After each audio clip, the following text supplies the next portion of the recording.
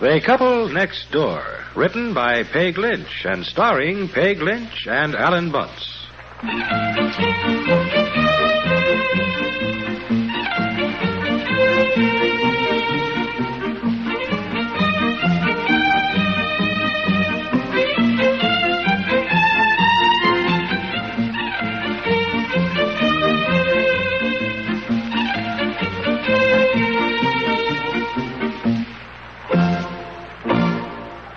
It takes steady nerves and a fast draw to represent the law in Dodge City, and U.S. Marshal Matt Dillon has them both. His adventures in the Old West are in the finest traditions of American heroism. This is the frontier as it really was, brought to vivid and exciting life each weekend on CBS Radio's Gunsmoke. The next thrilling episode of Gunsmoke comes your way tomorrow. Listen for it then, and remember to hear it each Sunday as well as Saturday from now on.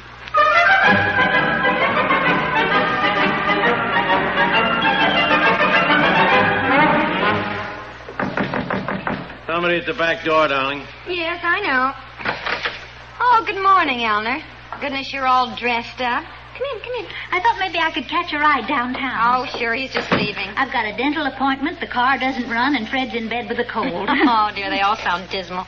Open your coat. That dress looks darling. Oh, Fred bought it for me. It's simply stunning. I'm having lunch with an old friend, so I thought I'd doll up a bit. Fred brought this home the other day. He was just passing some little shop, saw this in the window, and went in and bought it. Oh, it fits perfectly, doesn't I it? know it. Fred's bought me coats and hats and dresses, even shoes. Oh, good heavens. Dear, look at this. Did I hear that I'm going to have some charming company on the way downtown this morning? Well, if you don't object. I never objected to a pretty girl yet. Look at Elinor's dress, dear. Fred bought it. I mean, just picked it out himself, just brought it home. Isn't that cute of him? Yeah, that's nice. Very nice, huh? Look, I'll get the car out. You coming, Elinor? Yes. Oh, I'm glad you like my dress, dear. Really, it's just wonderful to have a husband who's always bringing home surprises.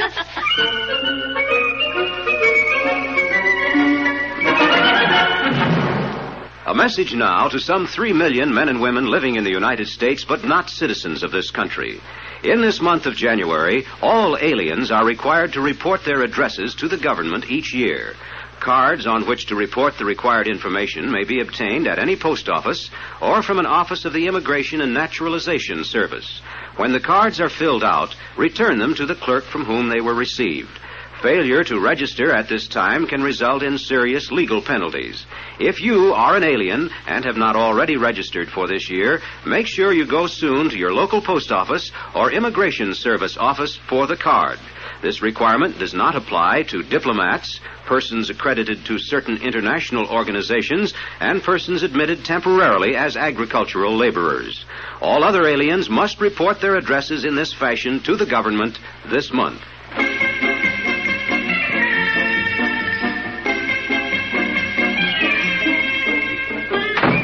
I'm home. Oh, for heaven's sakes, already? I don't know where the day goes. How are things at the office? Oh, so, same as usual. Mr. Birdwell went on an efficiency spree and bawled the secretaries out for using too much carbon paper. And, of course, poor Miss Lacey took it personally and went into the ladies' lounge and cried for an hour. Oh, yeah, finally I sent somebody in to see if she'd killed herself. Oh, honey. Well, she takes everything so seriously, you know. If I suggest she's misspelled a word, she bursts into tears. Oh, poor Miss Lacey. I think she was in love with somebody and his family broke it up, something like that. Yeah, well, anyhow, hi. Oh, hello, dear. Where's Betsy? Oh, she's over at Lisa's house. She went there right after school. I got a surprise for you. Oh, you have? What? What? Well, which hand do you want? Left. Oh, what is this? What is it, for Pete's sakes? What does it look like? Oh, a hat? Yeah. How do you like it? You bought me a hat? Yeah. How did you happen to do that? Well, can't I buy my wife a hat if I want to? Well, yes, dear. I just mean it's so unusual. Look, Fred Kendall isn't the only guy who can bring his wife home a surprise. Oh, I see. It's pink. Yes, I see it's pink. You know, I thought it would go with that suit you bought. Well, the suit is sort of rust-colored. Yeah. Pink and rust? It would be very unusual. Yes, it is. Well, honey, you're always wanting something different and unusual. Try it on. I can't get over you buying me a hat. Try it on, will you? Well, my hair looks terrible right now, dear. Maybe No. I better wait until I get my hair. Try it on. Well, Your hair looks fine. Go on. Well, there. Oh, it's lovely. Let me see. Oh, yeah. Well, shouldn't it tip or something? Oh, wait a minute. Oh, well, it's lovely, dear. Uh-huh. Yeah, I thought it was rather attractive. Yes, it is. Yes, it's very attractive. Uh-huh. I don't think you got it on right. Oh, wait a minute. Oh, I had it done backwards. Oh. Well, Put it on there. Yeah. Let's see. Yes. Oh, there. Well, that's right. Yeah. Yes. Uh-huh. You like it? Oh, yes, honey. Don't you? Oh, yes. It's very unusual. Yeah, I thought so. It has a nice line. Yes, and it's really very unusual, uh-huh. Look, all you keep saying is that it's unusual. Don't you like it? Yes, I do like it. I just wonder, you don't think all these feathers kind of curling under my chin make it a little too extreme for me, do you? Oh, no, that's what makes the hat. I mean, there's nothing to it without the feathers. No, I know that. I like them, dear. It's just that you always like me better in rather plain, simple things, you know. Oh, no, it'll do you good to have something with a little zing to it for a change. And now you got something to wear Saturday. Saturday? Said you were going to some luncheon at the club on Saturday, and you were wailing that you didn't have a hat for your new suit. Oh, yeah. Yeah, sure. I guess you'll knock the girls for a loop in this, huh? Yes, I certainly will. Yes, sir. I guess your old man knows how to buy a hat for his wife, huh? I should say, my goodness. Well, thank you, dear. Now, look, you're acting kind of funny about this. Don't you like it? Oh, yes. It's stunning. I just surprised. I know. I know. I couldn't wait to show you that hat. Oh, you dickens. Well, how much to pay for it? Well, not much. Oh. Now, look, we don't ask the price of gifts, but it was a bargain, I'll tell you that much. Well, I love the hat. It's really lovely, and it's very sweet of you to buy it for me, dear. No, that's okay. Where's tonight's paper? No, it's on the table. I'll get this. Right over there, dear. Hello. Oh, hi, Elinor. Was that Elinor? Oh, plenty of eggs, yeah. Honey, yes. Tell her what I bought you. Elinor, your husband isn't the only husband who brings home surprises. Yes, a new hat. Pink. For my rust-colored suit. Yes, I know. Just a second. Hold on, darling. Would you go out the kitchen and see what the meat thermometer says? Oh, yeah, sure. If it isn't up to 100 yet, turn the oven up higher. Okay, all right. Elinor, I don't know what to do. You should see the hat. Has feathers. They curl sort of around my ear and then down under my chin. Well, he said it was cheap, but I am just sick about it. Yeah. Meat thermometer says 120. Oh, hold on. All right, don't turn the oven up then. Thank you, dear. Elinor, come on over and get the eggs and you can see it. All right. Honey, goodbye. Honey, what about, was she surprised that I bought you a hat? Oh, yes, she thought it was wonderful. Did she? When did you buy it, dear? Right after lunch. I had to stop in and see this guy about something for the businessmen's club, and he has a shop. I mentioned that you wanted a hat, and he told me to look around.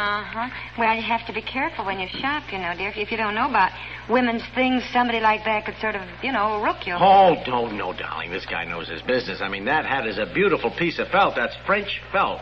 He said it was imported. Yeah, but they always say that, dear. Huh? Well, I'll go see about dinner, darling. And he said the next time you want a hat, just ask for him, Pierre. Now, let's see. What's in the paper? What? Just ask for who? What? Pete's sake, I thought you were going out to the kitchen. What is the matter? What did he say? What did who say? What are you hollering about? This man, the one you met, the hat man, what did he say? Oh, he said to stop in his shop and just ask for Pierre. Pierre? Yeah, I guess the shop is called Pierre Dupré or something. You mean Pierre? That's where you got this hat? Yes, why, do you think I got rooked on it or something? Rooked?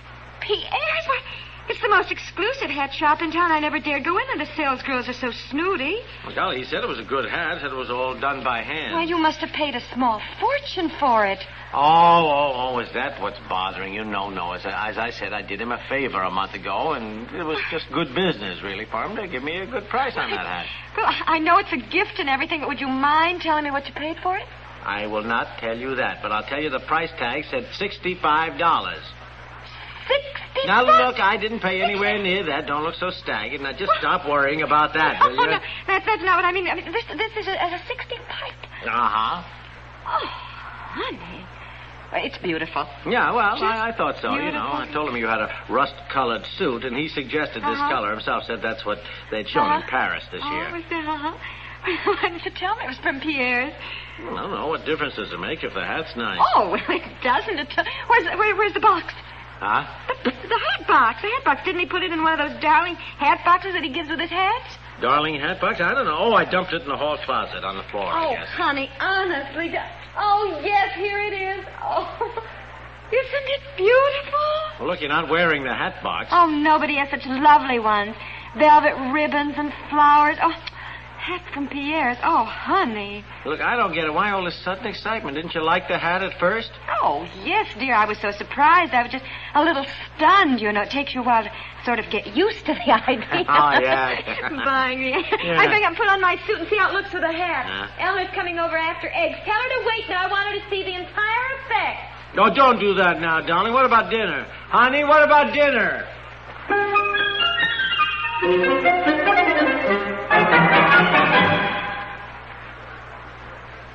We'll return to the couple next door in just a moment.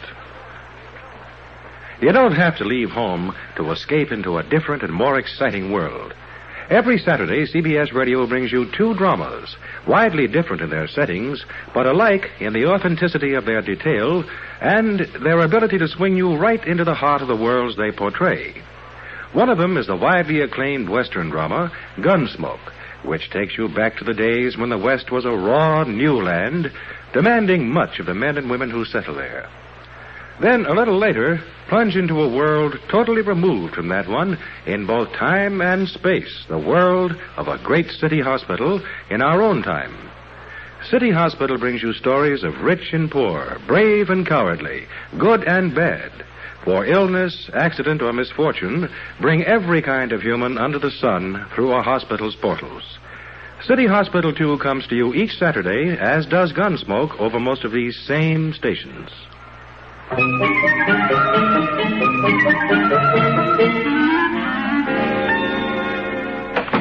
I just came over to borrow some eggs.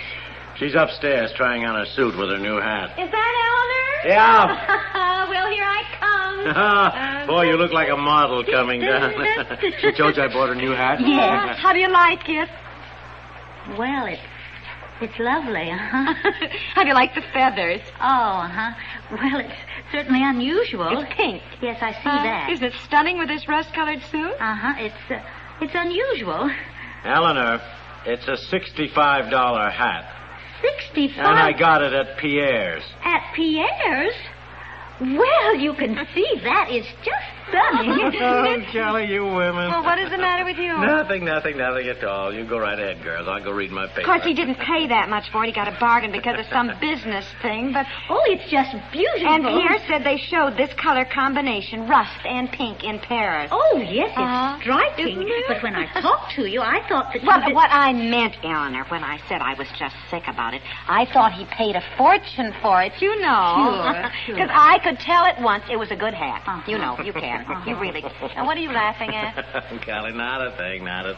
Something funny in the paper. Oh, well, I'll get you the eggs, Elinor. You know, the feathers just make the hat, I think. Oh, Don't they you? do. You can always tell quality. Yes, can't you?